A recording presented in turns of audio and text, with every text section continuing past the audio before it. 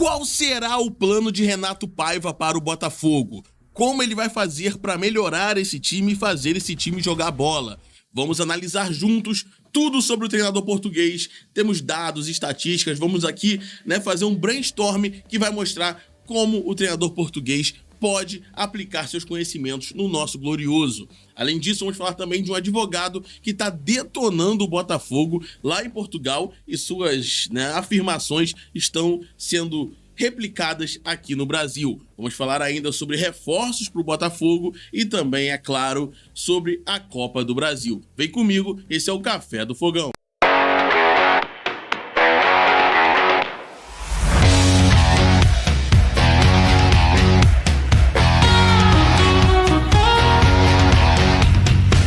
Café do Fogão.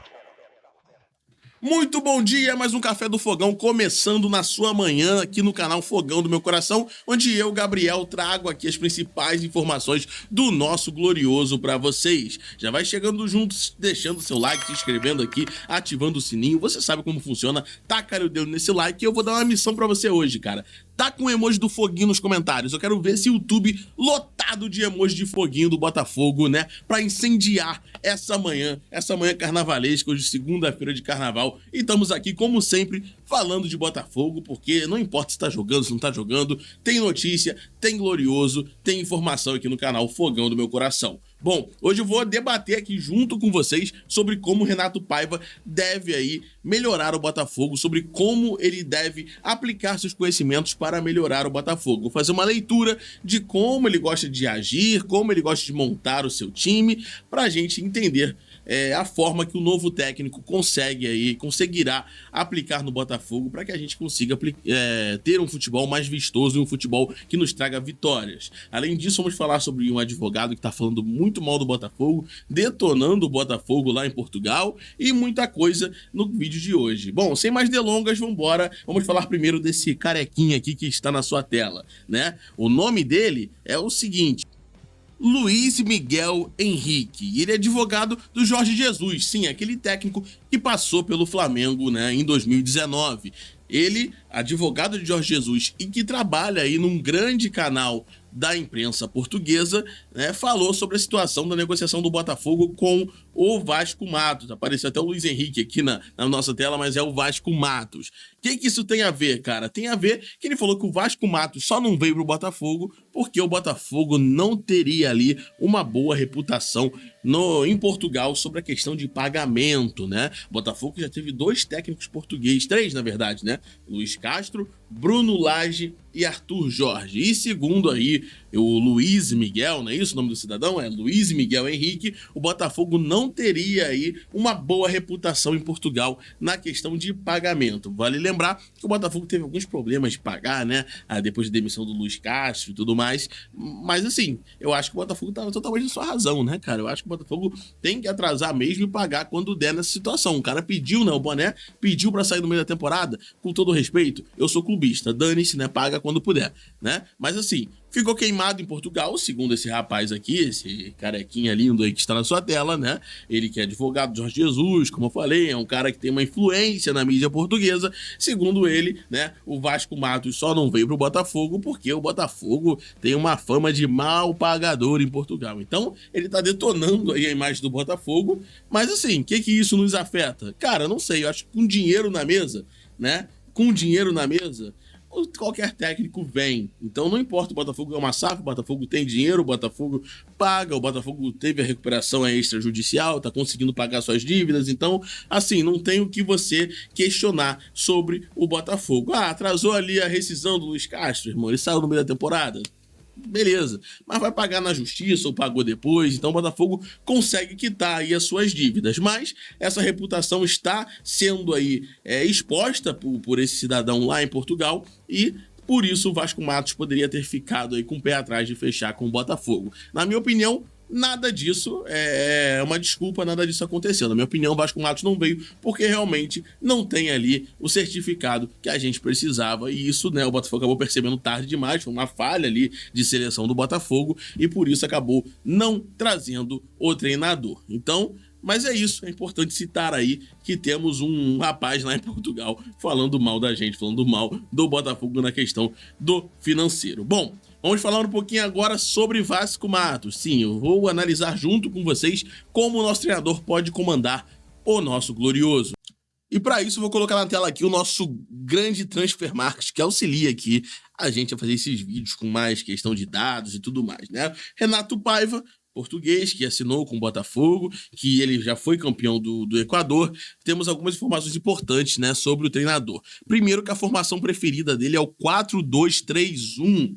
Né? Em Portugal fala que ele jogava no 4-4-2, né? Em Portugal não, no México, enfim, mas é o 4-2-3-1, segundo aqui o próprio Transfer Market diz.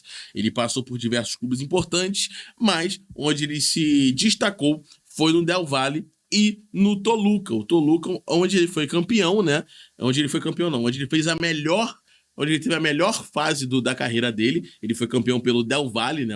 Pelo Del Valle ele foi campeão equatoriano, mas no Toluca ele teve a melhor fase da carreira dele, onde ele conseguiu deixar o clube mexicano em segundo, sendo que o clube mexicano, o Toluca, não era um dos favoritos para ganhar o campeonato, para ficar ali no top 4 do campeonato mexicano. Por exemplo, ele teve 17 jogos, 10 vitórias, 5 empates e apenas 2 derrotas, somando aí 35 pontos. Uma média dele de 2,06 pontos por partida. Para você ver aí como ele foi bem no México e como ele se destacou nesse trabalho. Lá ele jogou no 4-2-3-1, ele tinha ali jogadores importantes, ele tinha jogadores, né, ele gosta de ter um camisa 9, matador, né, inclusive ele citou alguns nomes no podcast que ele foi do Charla, então assim, ele é um cara que gosta dessa dinâmica, ele é um cara muito ofensivo e temos aqui uma descrição maior de toda a sua carreira. Vamos aqui começar lá de trás, onde ele começou, né, ele começou nos juniores ele almejou jogar futebol, na verdade, profissionalmente,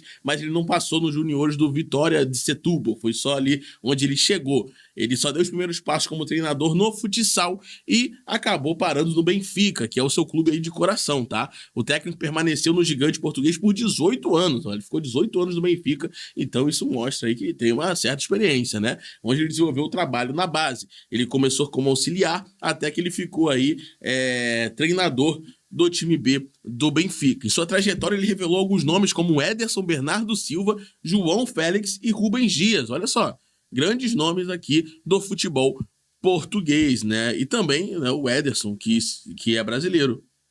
E, por sinal, um baita goleiro, né? Ele, há 4 anos atrás, deixou Portugal e a Europa para assumir o Independente Del Valle, que foi sua primeira experiência na América do Sul. No Del Valle, ele conduziu o elenco a um título inédito da Liga do Equador. Primeiro título do Del Valle na Liga do Equador, na temporada de 21-22. Não faz muito tempo, logo depois da pandemia já, né? Nos anos seguintes, ele passou por León, no México, Bahia e Toluca, onde o nosso trabalho mais memorável foi o Bahia, onde foi aquela transição do Bahia para o Grupo City, né? Não sei se vocês estão lembrados, onde o elenco do Bahia não era bom, tá? E aí ele acabou sendo muito criticado nesse turbilhão de emoções que estava vivendo o Bahia naquele momento, onde ele deixou o Bahia fora da zona de rebaixamento, mais próximo dela. E isso somou muito ali de maneira negativa para o trabalho do Paiva no Brasil. Ele ficou sendo muito mal visto a partir da torcida aí do Bahia, do trabalho que ele fez no Bahia. Mas assim, crucificar o cara por causa desse trabalho, sendo que ele já tinha sido campeão do Equador, né? Teve toda essa experiência no Benfica e pegou um elenco de transição do Bahia, onde ele tinha um elenco ruim e estava de transição nessa leva aí do Bahia pro Grupo City. Então, assim, é difícil você, né, ficar batendo no cara só por causa disso. Mas, enfim, bota na tela aí de novo, editor.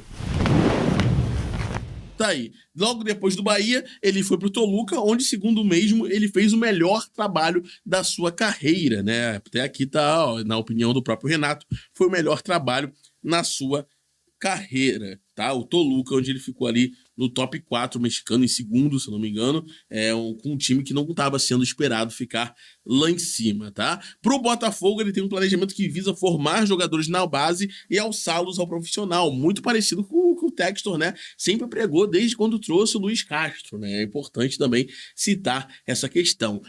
O Paiva tá projetando um retorno esportivo até serem reconhecidos e vendidos posteriormente, então tá bem alinhado com a SAF, com certeza isso contou na entrevista, né? Esse olhar foi um dos pontos positivos para a contratação do Paiva. Ele falou o seguinte, ó, temos jogadores jovens que deixam água na boca para trabalhar, que eles para trabalhar para que eles tenham um rendimento esportivo mais rápido possível. Esse equilíbrio é sempre muito difícil em um clube grande. Tem que dar essa oportunidade aos jovens. Como dizia John Textor, o elenco nunca nos deixa satisfeitos, sempre falta alguma coisa, mas estou muito satisfeito com o que eu vou encontrar, né? Então ele diz que está satisfeito com o elenco do Botafogo, o Botafogo que deve trazer mais alguns jogadores, e o Paiva deve explorar aí alguns jogadores da base. O Botafogo trouxe muitos reforços para a base também, tá? A ofensividade do Paiva é outro ponto positivo e talvez o ponto que mais me agrada. O Paiva é um cara que é muito ofensivo, que vai sempre partir para cima, é aquele cara que pode fazer 10 gols e tomar 9, mas o importante é vencer o jogo, né?